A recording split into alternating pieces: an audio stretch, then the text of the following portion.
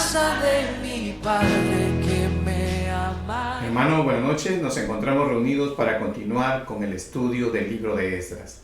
Pero antes de iniciar, quiero invitarlos a que inclinemos nuestros rostros para presentar una oración a nuestro Señor, Dios Padre Todopoderoso. Inclinemos nuestros rostros.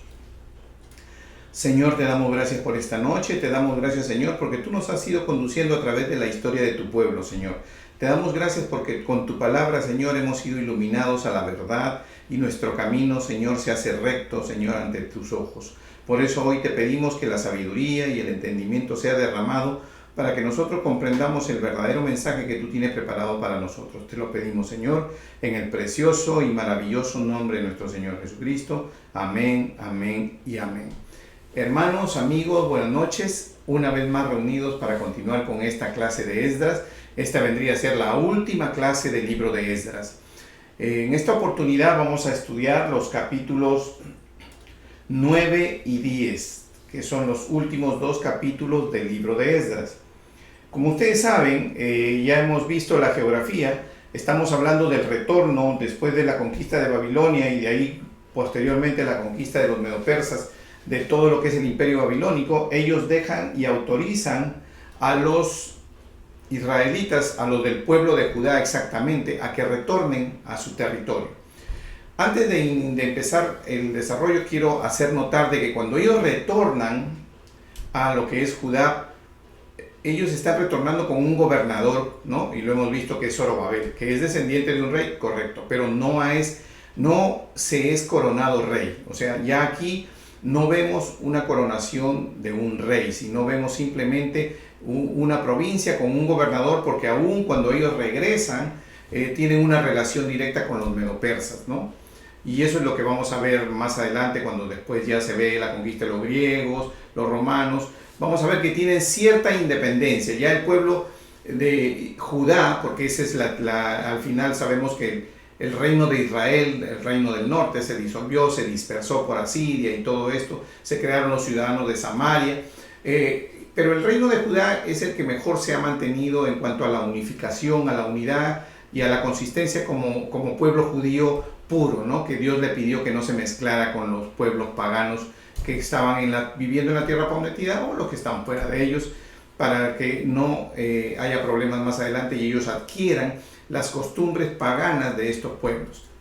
Bueno, aquí vemos que entonces el retorno se produce y llegan ellos a lo que es Judá nuevamente, ¿no? Con Zorobabel, y vemos aquí también a Esdras, ya lo vimos entrando en el capítulo 7, activamente este sacerdote Esdras, ¿no? Que viene de la línea sacerdotal de Aarón. Entonces él no solamente es sacerdote, también es escriba, y vemos que es un hombre que maneja todo lo que es la ley de Dios.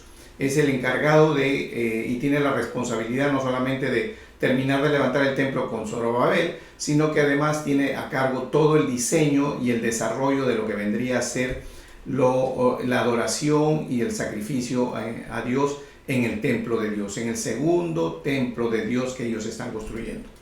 Ahora, vamos a entrar al capítulo 9 y vamos a ir especificando las cosas que ahora van a suceder. Dice: oración de confesión de Esdras.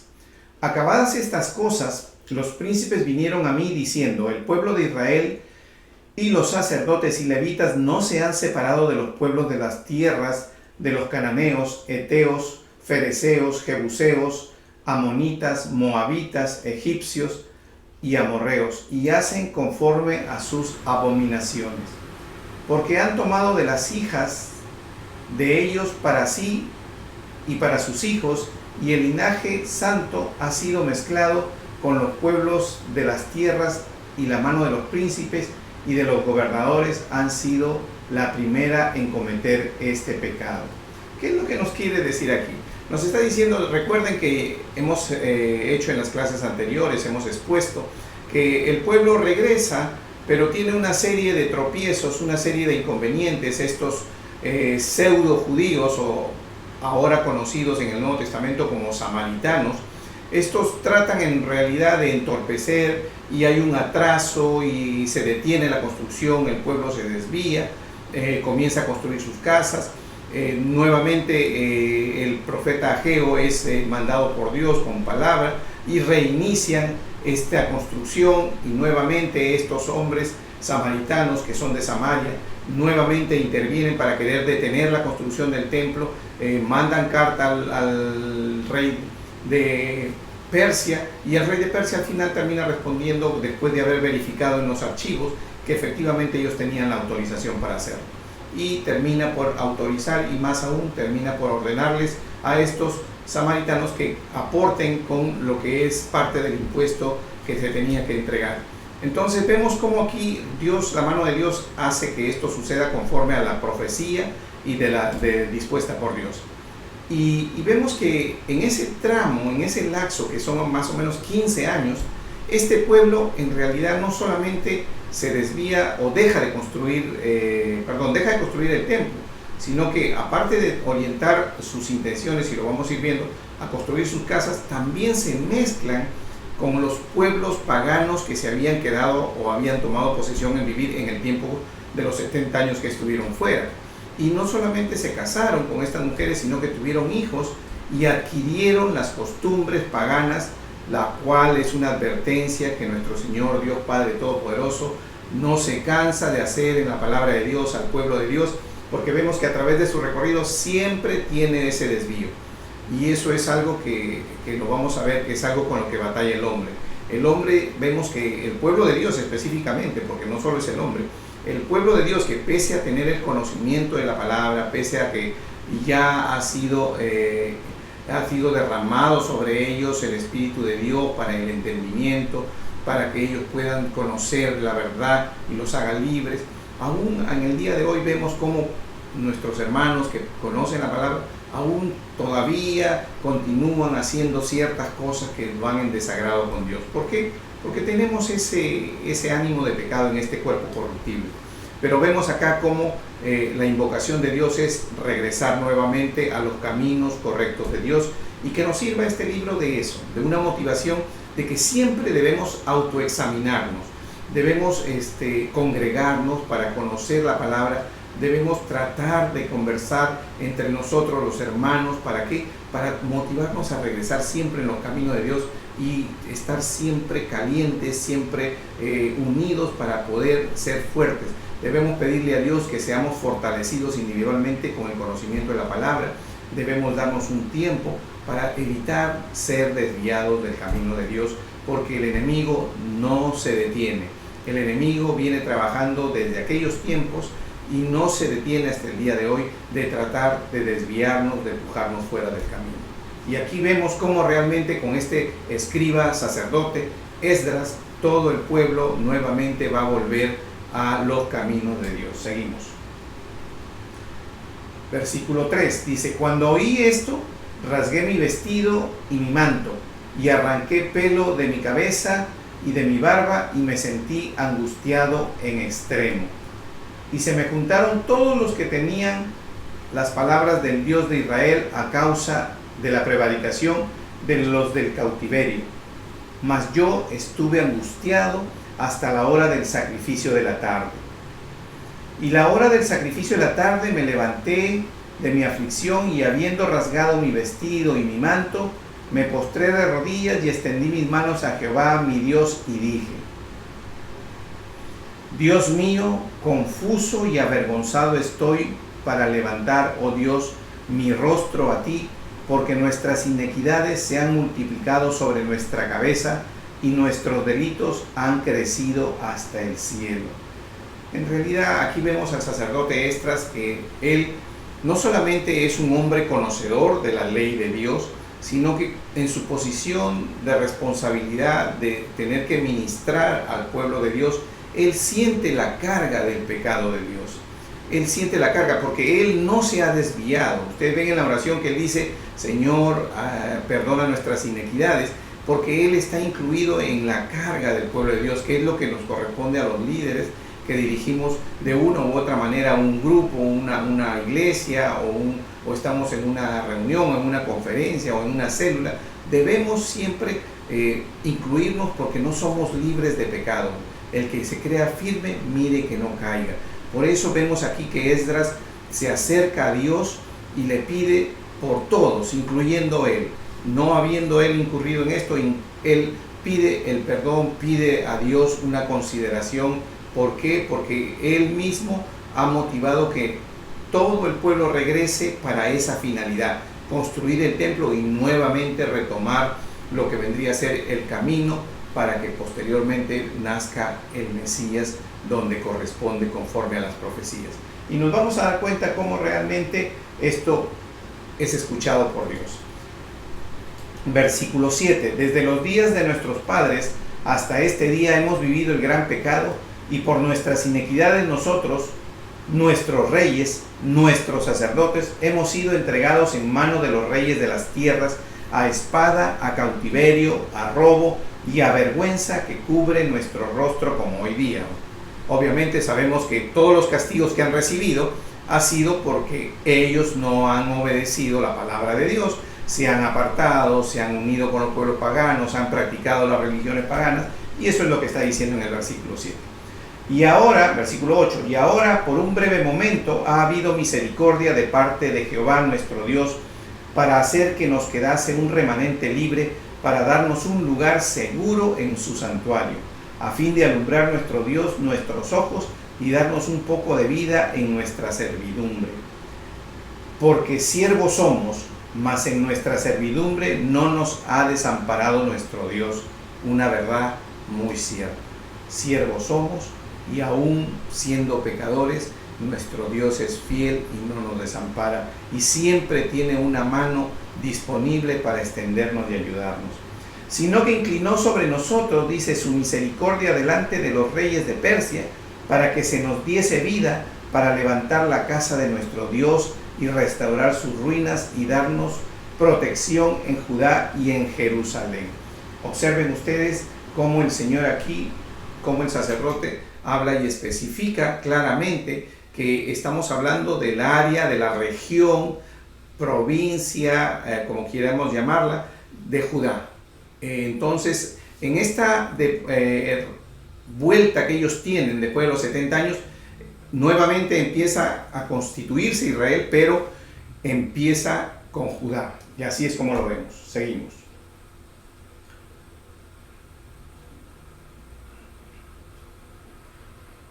Versículo 10. Pero ahora, ¿qué diremos, oh Dios nuestro, después de esto?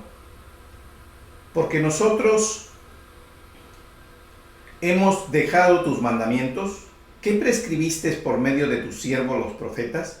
Diciendo, la tierra a la cual entráis para poseerla, tierra inmunda es a causa de la inmundicia de los pueblos de aquellas regiones por las abominaciones de que han llenado de uno a otro extremo con su inmundicia. Observen ustedes cómo aquí ya Esdras comienza realmente a reconocer ante Dios que todo esto ha sucedido, ¿no? O sea, nuevamente el pecado ha venido al pueblo de Dios. ¿Por qué? Porque nosotros hemos hecho lo que no debemos. Entonces aquí ya vienen las acciones de Dios, que comienza Dios, que pone el conocimiento de Esdras para que todo esto sea corregido, porque la voluntad de corrección nace del pueblo, y lo vamos a ver aquí. Ahora pues no daréis vuestras hijas a los hijos de ellos, ni sus hijas tomaréis para vuestros hijos, ni procuráis jamás su paz, ni su prosperidad, para que seáis fuertes y comáis el bien de la tierra y dejéis por heredad a vuestros hijos para siempre. Mas después de todo lo que nos ha sobrevenido a causa de nuestras malas obras y a causa de nuestro gran pecado, ya que tú, Dios nuestro, no nos has castigado de acuerdo con nuestras inequidades, y nos distes un remanente como este. Versículo 14. ¿Hemos de volver a infringir tus mandamientos y a emparentar con pueblos que cometen estas abominaciones? ¿No te indignarías contra nosotros hasta consumirnos sin que quedara remanente ni quien escape? Oh Jehová, Dios de Israel, tú eres justo, puesto que hemos quedado un remanente que ha escapado, como en este día. Hemos aquí delante de ti en nuestros delitos, porque no es posible estar en tu presencia a causa de esto. Capítulo 10. Dice, expulsión de las mujeres extranjeras. Ya estamos viendo aquí que con el capítulo 9 Todos ellos prácticamente están aceptando de que están ellos cometiendo los delitos delante de Dios, porque están pecando delante de Dios porque han hecho lo que no deberían. Dice capítulo 10, dice versículo 1, mientras oraba Esdras y hacía confesión llorando, postrándose delante de la casa de Dios, se juntó a él una grande multitud de Israel, hombres, mujeres, niños, y lloraba el pueblo amargamente. O sea, ya vemos aquí cómo el pueblo se identifica con lo que Esdras dice y se va a arrepentir y va a motivarse a volver a los caminos de Dios. Entonces respondió Secanías, hijo de Jeiel, de los hijos de Elam, y dijo a Esdras, nosotros hemos pecado con nuestro Dios, pues tomamos mujeres extranjeras de los pueblos de la tierra, mas a pesar de esto aún hay esperanza para Israel.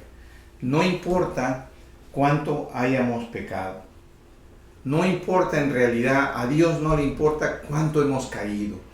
Si estamos a media caída o estamos totalmente caídos, totalmente. ¿Por qué? Porque para Dios lo importante no es cuánto hemos caído, sino cuánto nos hemos arrepentido. Si realmente nos arrepentimos de corazón, si realmente cambiamos la dirección, no importa en qué nivel de pecado te quieras colocar o autodenominar. Y esto que nos sirva de ejemplo, que no existe un pecado más grande y uno más pequeño, solo son diferentes pecados o diferentes formas de pecar. Y lo único que tenemos que hacer es voltear, arrepentirnos y cambiar la dirección y venir de nuevo a los caminos de Dios. Seguimos. Y se levantó el sacerdote Esdras, dice acá en capítulo 2. Entonces respondió Secanías, como estábamos leyendo, entonces se levantó, en versículo 5, entonces se levantó Esdras y juramentó, dice, a los príncipes.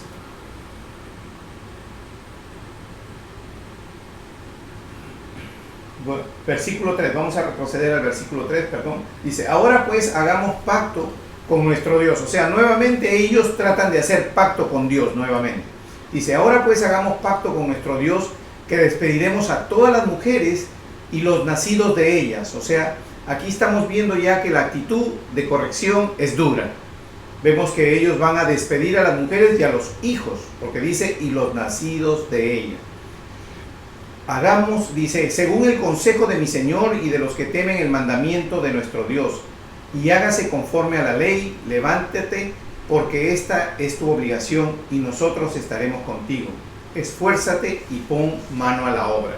Aquí vemos una voluntad abierta del pueblo de reconocer su falta y de corregirla, que es lo que estábamos hablando, de cambiar la actitud, mover la dirección, no darle la espalda al pecado y volver a Dios. Versículo 5. Entonces se levantó Esdras y juramentó a los príncipes de los sacerdotes y de los levitas y a todo Israel que harían conforme a esto, y ellos juraron, o sea, prestaron un juramento ante Dios del cumplimiento de lo que habían dicho. Se levantó luego Esdras delante de la casa de Dios y se fue a la cámara de Johanán, hijo de Eliasib, e ido allá no comió pan ni bebió agua, porque se entristeció a causa del pecado de los del cautiverio.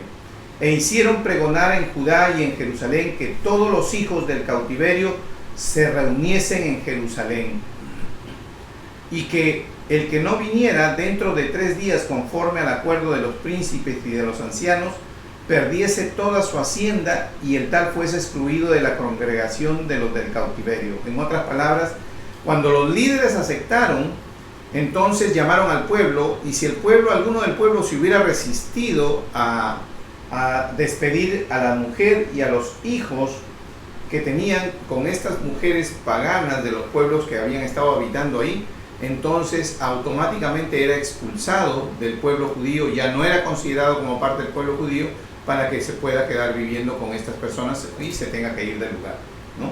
Así nos vamos dando cuenta. Dice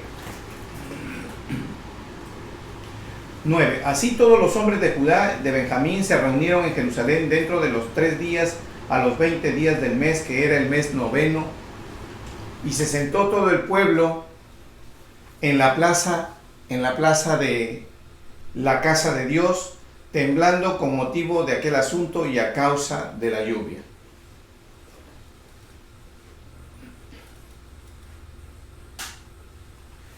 Dice, ¿no? Versículo 10 dice: y se levantó el sacerdote Esdras, ya dirigiéndose al pueblo, y les dijo: vosotros habéis pecado por cuanto tomasteis mujeres extranjeras, añadiendo así sobre el pecado de Israel. Ahora pues, dad gloria a Jehová de vuestros padres, y haced su voluntad, y apartaos de los pueblos de las tierras y de las mujeres extranjeras. Y respondió toda la asamblea, y dijeron en alta voz: así se haga conforme a tu palabra. Pero el pueblo es mucho y el tiempo lluvioso, y no podemos estar en la calle, ni la obra es de un día ni de dos, porque somos muchos los que hemos pecado en esto. Sean nuestros príncipes los que se queden en lugar de toda la congregación, y todos aquellos que en nuestras ciudades hayan tomado mujeres extranjeras, vengan en tiempos determinados, y con ellos los ancianos de cada ciudad y los jueces de ellas, hasta que apartemos de nosotros el ardor de la ira de nuestro Dios sobre esto. Versículo 15 dice: solamente Jonatán, hijo de Asael, y Hazaías, hijo de Tipba, se opusieron a esto, y los levitas Musulán y Sabetai les ayudaron.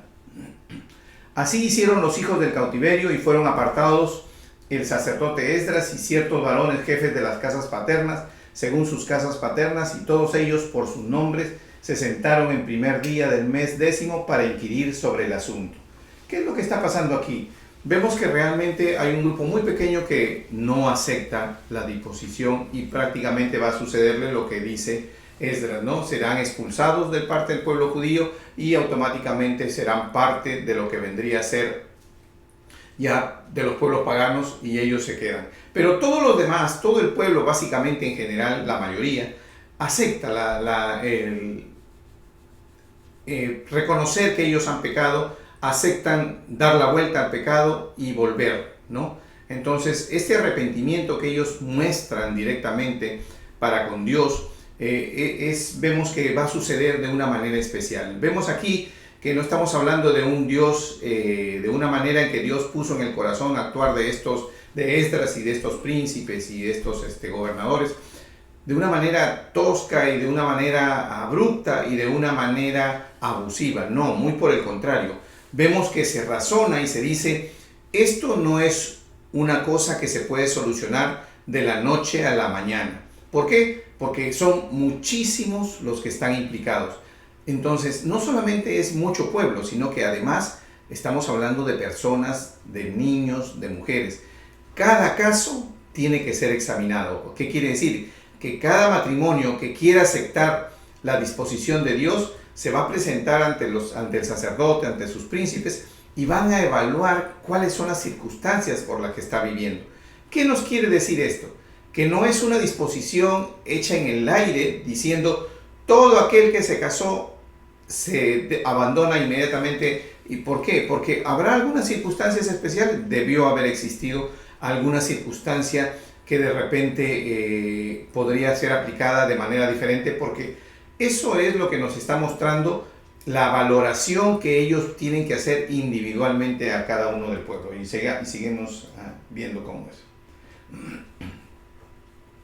Dice: y terminaron el juicio de todos aquellos que habían tomado mujeres extranjeras el primer día, el mes primero.